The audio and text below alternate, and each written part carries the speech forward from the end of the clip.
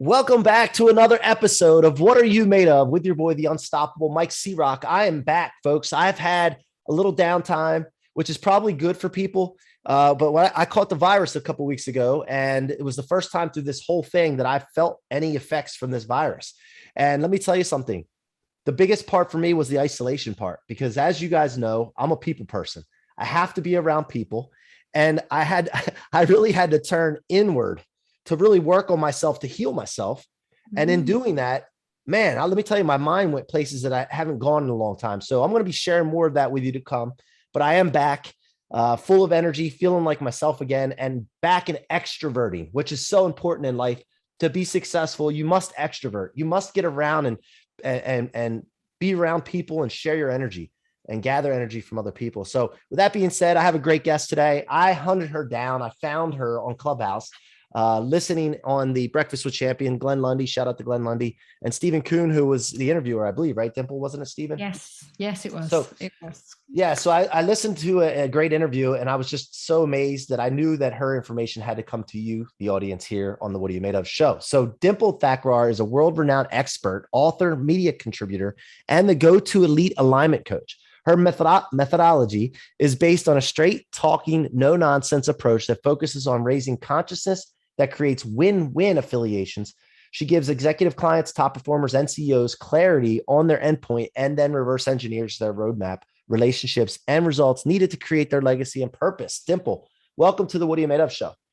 Thank you, C-Roc. Thank you so much for inviting me. I was so blown away because the way you act is like straight away, straight after that interview, a bang, asking me, can I come on the show? So it's a privilege. Thank you. Thank you very much. And that means a lot to me. And, a lot of times I don't even think about it. And I think that's the key is I know what I want when I see it.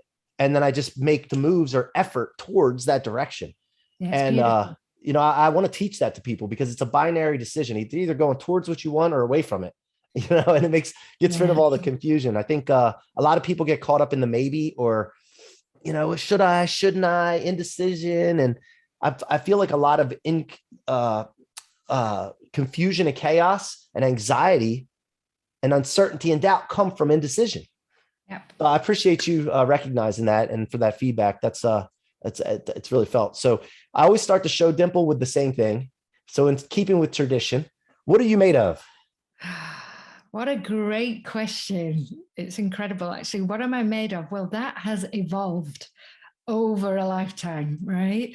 And so what I'm made of, I would say, is a woman who really cares about love consciousness, really cares about people making the right decisions like that, who are in tune and so aligned with themselves that decision-making doesn't become a problem. It's actually a joy, right? The way that you made that decision like that tells me a lot about the person you are.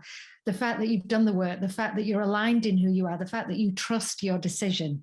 And that's the woman I am, because the moment you reached out to me, I went with my instinct, and I get asked a lot. And I don't say this to brag. I say this because it's truth. I do get asked a lot for interviews, and I literally go with what I call my feminine intuition. Guys have gut instinct, right? And I go with my feminine intuition. Is this a yes? Is it a lean forward? Is it a take action? Or is it a move back? And so that's the woman I am. And that has evolved. That has been evolution. And it wasn't always that way. I went through many years of procrastination, many years of struggling with decision making.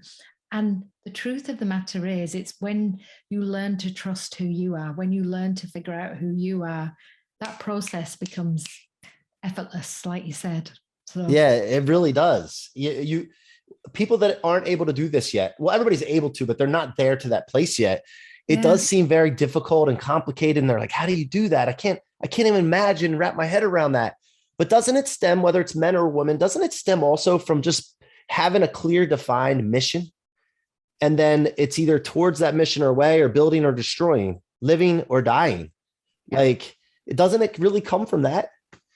100%, C-Roc, I would absolutely agree. However, what I would say is that the journey to discovering your mission can sometimes be the problem. Yeah. right? Yeah. That actually, and this is my book, Roadmap to Purpose.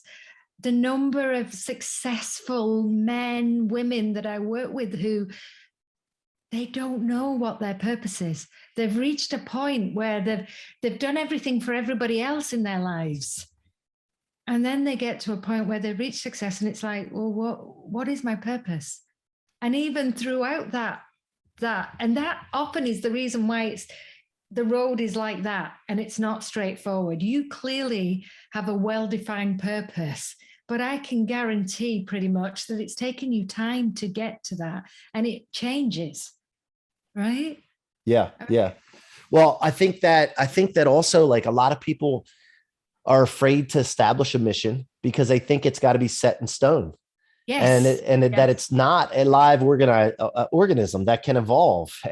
And when you Correct. become that, but that comes from self-development and study and mentorship, which I've gone a lot, really deep, and a lot of money Yes. into, as I know you have as well. So Yeah. can you speak to that a little bit? And by the way, I want to go back to when you were a little girl and learn more about you, but can you speak to the investment that you've made in yourself?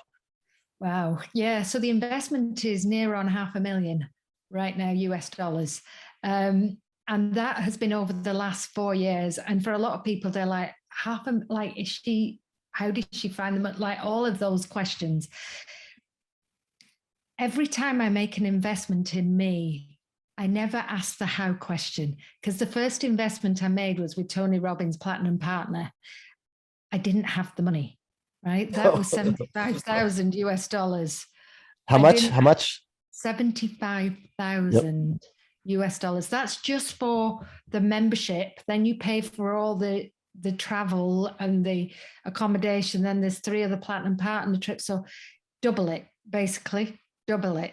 And I was only 7 months into my brand new business, coaching business, going solo, having been in a cushy, comfortable job with the National Health Service for 20 years, really like used to regular income, and that comfort zone. But there was something inside of me that was like, there's more.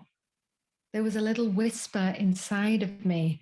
And that whisper kept getting louder and louder and louder, and I couldn't ignore it anymore.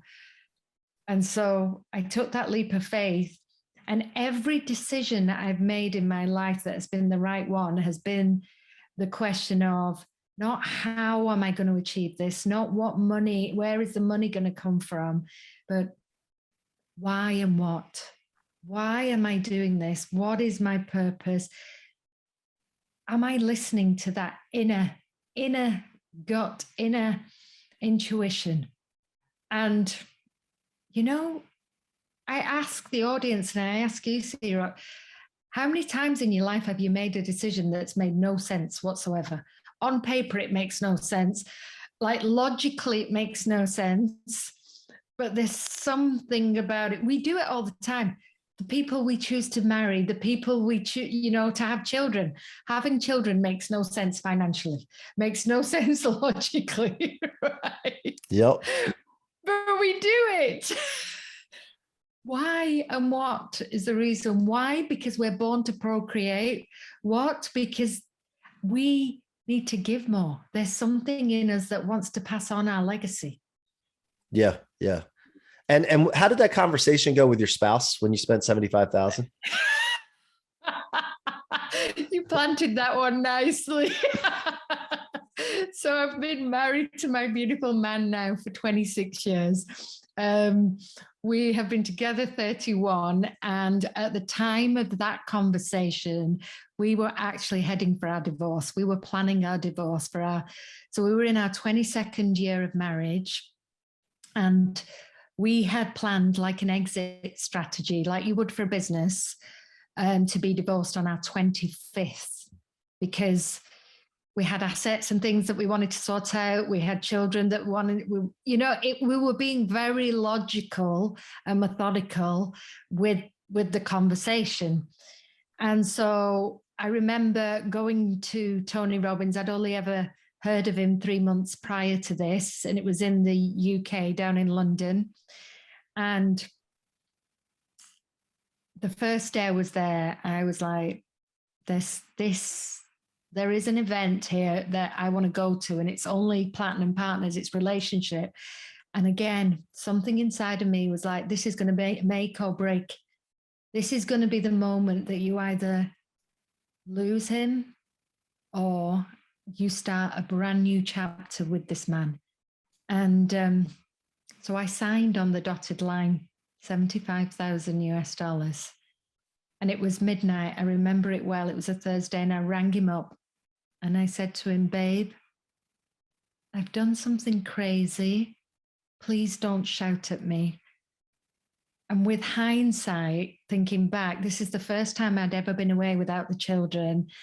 We were planning our divorce. He probably thought, she's had an affair. She's gone off with somebody. And this beautiful man, he said to me, I've been traveling the world. He'd just acquired a new business that was global. So he'd been traveling at all the different offices. And he said, I've been traveling the world. I'm really tired. It's midnight. Whatever it is, just say it and we can deal with it. And I literally vomited out the words. I've joined something called Platinum Partners, and it costs 75,000 US dollars. Right? Vomited the words. And this was the first lesson.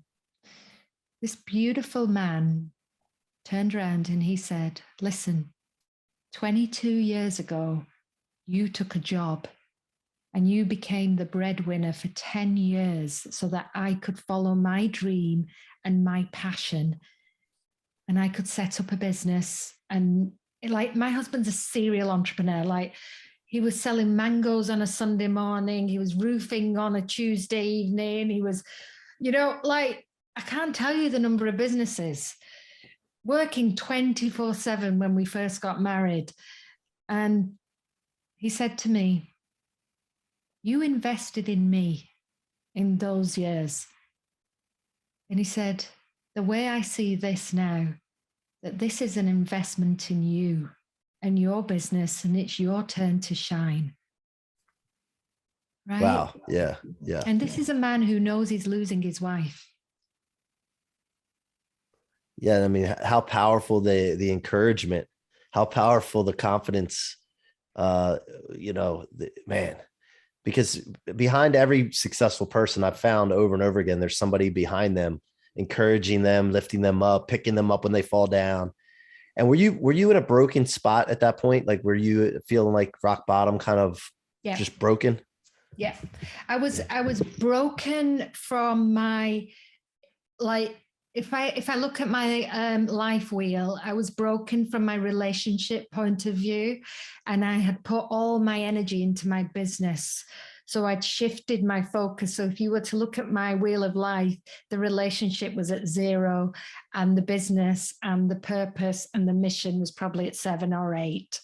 And so I had, like, my girls were older at this point. I was the woman, the mom I stayed at home and had a job, and like, I worked 6 days a week and had the children while he pursued his dream. Because for those of you who are entrepreneurs, viewers that are listening, or the partner of an entrepreneur, the entrepreneur is a beast. Like, you have distinct traits that I write about in my book. There's this tenacity to do what it takes, right? This, no matter what, this need for everything else in your life to be in order, because the entrepreneur is his or her life is so unpredictable, right? So I talk about things like my husband has this obsession with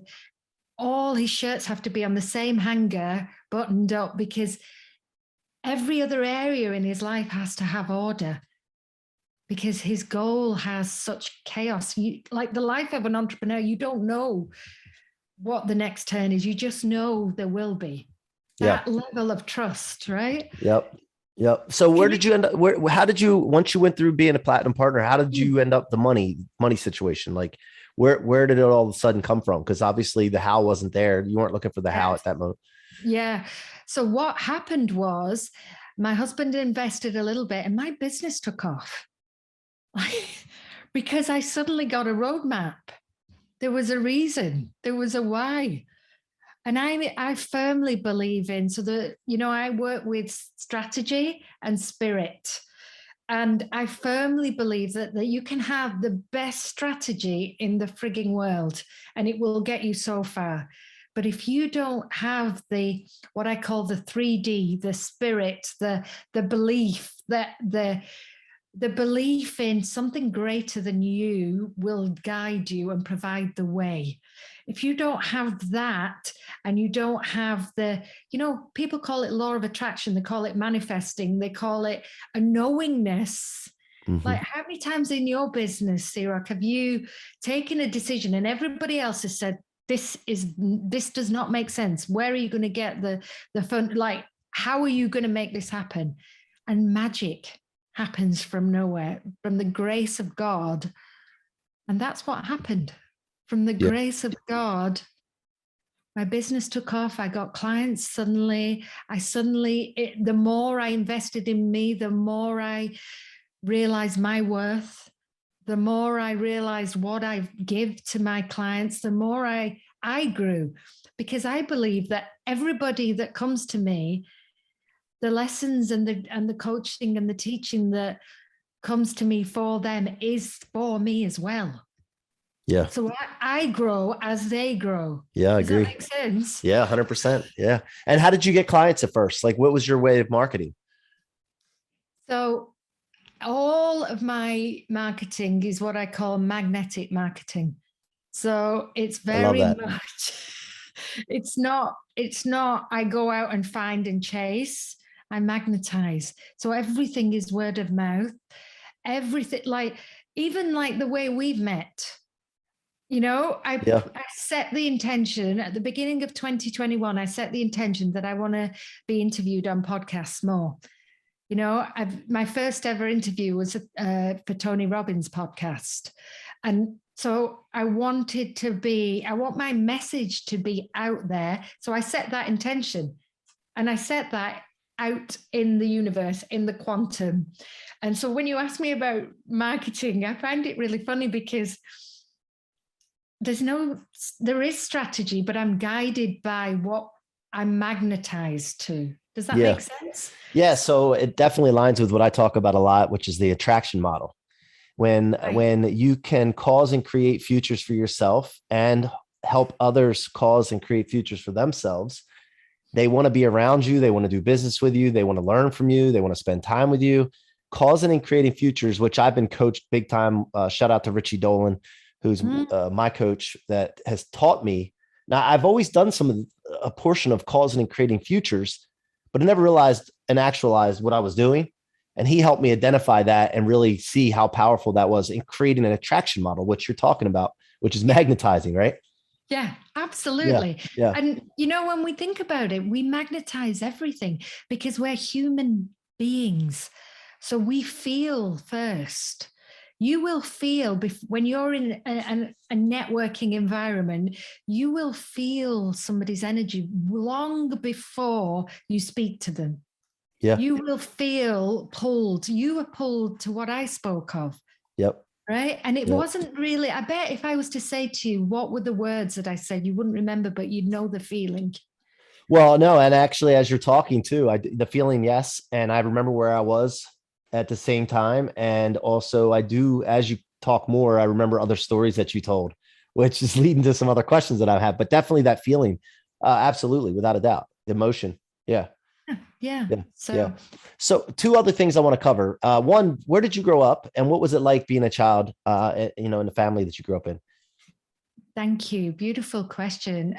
I was conceived in Africa and then I was born in England. And the reason I say that is because my parents were refugees. They were literally evicted overnight. We're Indian origin, so they were born in India, and they were evicted overnight in 1973 when President Amin decided that the Indians were a threat to the country and the economy. And what country was it? In Africa, Uganda. Oh, Uganda. Okay. Yeah. Yeah. Uganda. Yeah. Yep. So Okay. I carried all the wounds that my mother had, the fear, the not knowing if she'd ever see her husband again because he literally shipped them on a ship overnight. She didn't speak the language. She arrived in a country with her mother-in-law, who was the source of her domestic violence. There was a lot. So growing up as a refugee, we were millionaires in Africa, and Dad had to leave it all and start again and build it from nothing. And it was a stressful and abusive childhood growing up. And the grace in all of that is it's made me the woman I am today. I'm very grateful and very thankful. And I've done the healing work, and I continue to do that. Me and my sisters continue to evolve and grow. Right? I've got two sisters. And did it also help you though understand that you can like get to a point and then fall back and then build again? Was that that was instilled 100%. Upon you? Yeah. 100. And honestly, it's the reason I magnetized an entrepreneur of a husband, because the number of times that we've lost it all and built it again, and lost it all and built it again. And I can see that you can relate to that just by the smile. Absolutely. Right. Well, I wrote a book called this book here. This is called Rocket Fuel: Convert Setbacks, Become Unstoppable. Right. And so, yes, I know about setbacks. I know about all that. And I had to write a book about it because I found that once I realized that if you take everything that would stop the normal person or slow the normal person down and you store it in your tank instead of your trunk where it weighs most people down and stops them, if you store it in your tank and convert it into rocket fuel, you become unstoppable. And so I had to write a book about that. So yes, I definitely know about setbacks. Yeah, absolutely. What a great analogy as well, to convert it to rocket, because that's literally what it feels like when you have the strategy and the reframe to be able to do that, right? Yeah. Yeah. A lot of people, it will take them down and keep them down. And I'll be honest, it kept me down for a while. I wasn't conscious to the way my behavior and patterns were. And it was all due to my inner child running the show. It was all due to the 7-year-old that hadn't healed. It was all due to the baby that had felt everything in the womb. And once we develop ourselves to a certain extent, there's some kind of, I talk about a line of demarcation where we get to a point where we can't use the toxic fuel anymore. Like the discouragement, the abuse, all that stuff has to go by the wayside because that takes you a certain point. But once we refine ourselves, and then we can start dreaming and having really ambitious goals, and that becomes our fuel to pull us forward. Would you agree? I would say, I call it the magic. That becomes the magic, right? I sometimes use the analogy that, often we get into the habit that we have to hit ground zero each time to build. Each time we have to hit ground zero to build. Now, the problem with hitting ground zero each time is you can't compound at zero. You just can't compound the number zero, right? Yeah, right.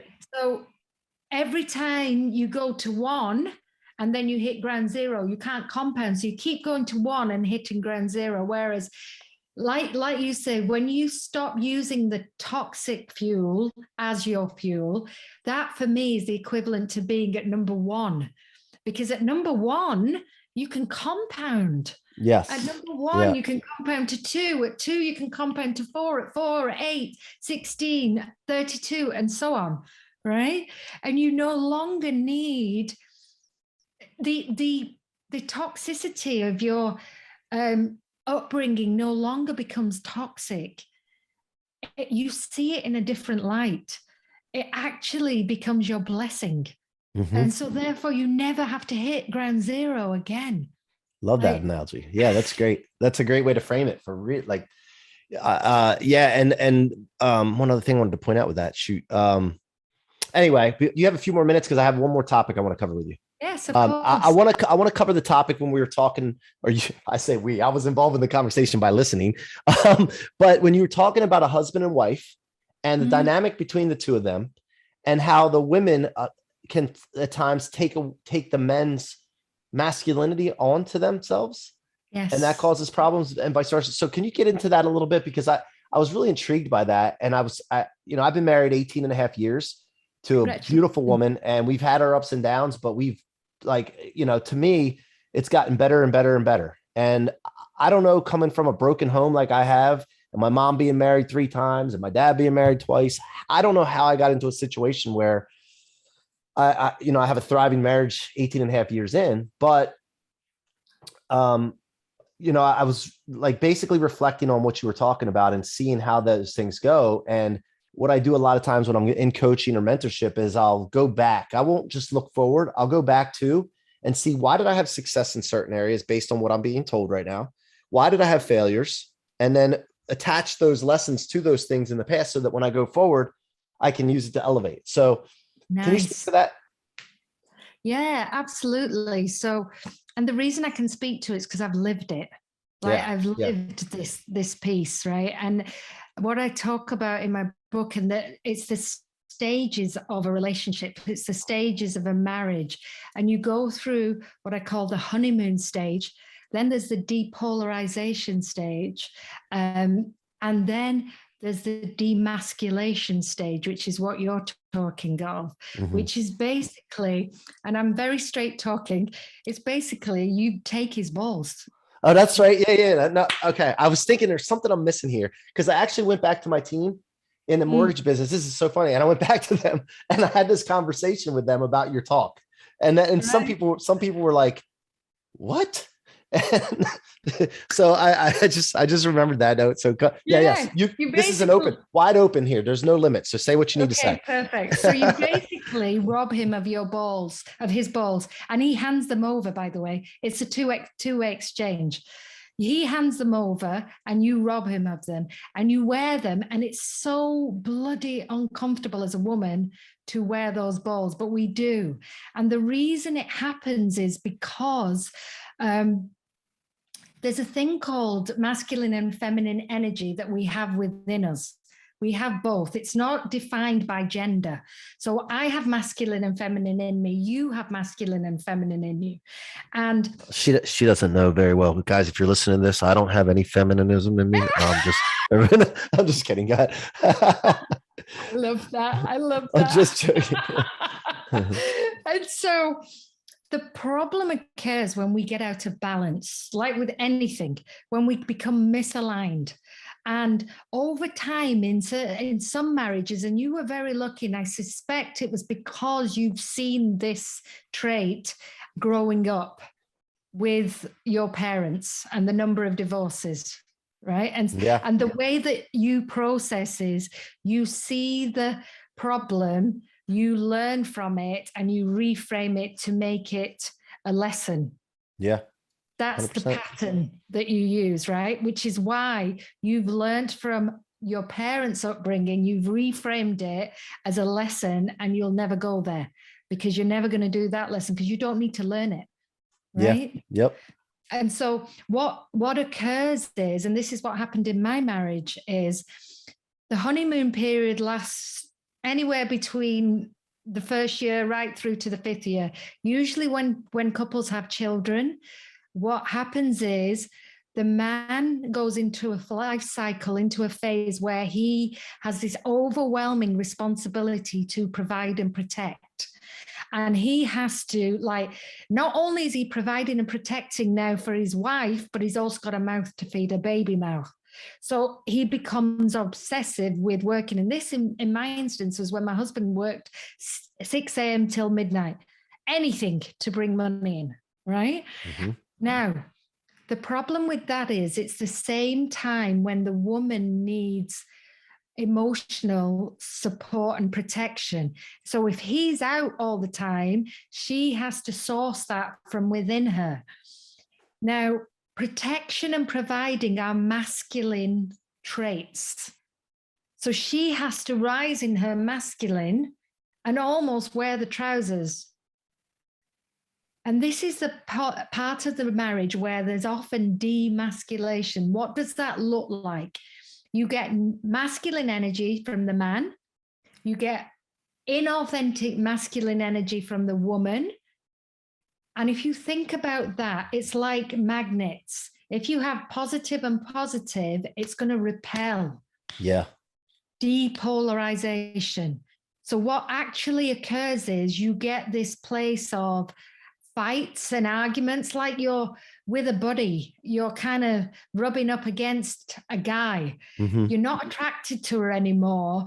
And she's criticizing you and constantly telling you where you're wrong. Now, that can go on for so long. What then happens in the relationship is the man becomes weary of it, because it's exhausting to come home knowing that you're going to have a fight. Your home should be a place of peace. And it's often a place where he's on the drive, waiting 20 minutes, not really wanting to go in because of the war that's about to start, right? This is all unconscious, by the way. I went through this, completely unconscious. So then what happens? You enter the third phase, which is the demasculation. This is the phase where the man hands over his balls, because his desire to have polarization is stronger than the effort it takes to maintain his manhood. Let that land. The desire to have polarization in his relationship becomes stronger than the effort and energy it takes to maintain his manhood. So what does that mean? He becomes a pleaser. He drops into his inauthentic feminine, and he becomes a yes man that can't make decisions. And I'm only talking about the intimate relationship here. He can be a king at work and comes home and becomes a mouse. And you've seen these couples. She makes all the decisions. She's resentful because why can't you make a decision? Man up, what's wrong with you? And honestly, like and you see him in his physiology. He's rounded shoulders, he's down head, he's quiet. He's created inauthentic polarization. He's become the over feminine and she's become over masculine. So you've got the polarization, they'll now attract. And the reason his drive is so strong for this is because one of the highest needs for men is to procreate. You can only procreate if you're having sex, right? And so when you have this polarization, you have sex, but it's scratch and itch sex. It's not passionate, it's functional. Right. And this is when she's wearing the balls and he's handed them over. And it's a sad state of affairs, and it can soon be rectified if you can recognize it. And this is my mission. This is how can we have healthy relationships in this new era, this modern day, where relationships are about love. They're not about providing and protecting or nurturing, because as a woman, I can provide for myself financially nowadays, right? Mm-hmm. As a man, he can take care of his nurture. He can look after himself. So what is the point? Our grandparents, that was the point for them. There were distinct roles. This modern day, there isn't distinct, it's not the same. We're equal, but we're not in the home. And it's when we understand our differences and we support them and we actually encourage the difference. Now, I am not saying that women should bow down and surrender in a suburban way, I can't say the word, submissive way. Yeah. I'm not saying that, because that's not attractive either. Modern men don't want that. They like powerful women. The key for women is when you can rise in your divine feminine, because that's where your power is. Mm-hmm. And choose to surrender to your man. It's a choice. Yep. That's the power. I choose to surrender to my man. I don't have to. No, but what's in the game of the chicken or the egg, what comes first? What is there something that needs to come first to rectify the situation, to get the man's balls back? Is it one person, one person can do it, a woman or a man can do it, or does one have to start? Either can do it. Somebody has to start. Mm-hmm. Either can do it. And there's distinct, I have a methodology that I take people through. There's a distinct methodology. There's a formula, there's a code that is separate for the man and for the woman. Now, the ideal is when they both do it together. But Mm-hmm. what often happens for me is often the men come to me and I get the man that comes first. I've had an example of this with a couple just recently. The man came first because he wanted to improve his communication skills with his wife. He wasn't getting his needs met and he had the whereabouts to know that it was something he was doing. So he wanted to improve that. So I taught him the skills to do that would land for a woman, because I speak man and I speak woman. So I'm able to translate, right? So I taught him those skills. He saw a complete 360 turnaround with his wife. The intimacy went up. And then she got curious. What can I do now? Yeah. Then I started coaching her, right? And I do them separately and then together in certain sessions, because you can't expect anybody else to change. This is the one piece I really want to land, because I often get people come, but what about them? Mm-hmm. Why can't they? If I can't get him to come along, it's not about him. I did the work first. My man followed, right? So, and this is the other brilliant piece. When you do the work first, you will get the true response. You will magnetize. When you're complete, you will magnetize. And if that person isn't pulled in by you, they're not the one. Yep. Does that make sense? You can't change them. All too often we chase, and that's the same in business and marketing. We chase. And what happens when we chase? We push further away. They run further. Yep. That's true. It's true. Yeah. Right? Marriage and marketing are very similar. Very similar. Right? Yeah. Great lessons. And I could talk to you all day. Obviously, I appreciate you going overtime with me today.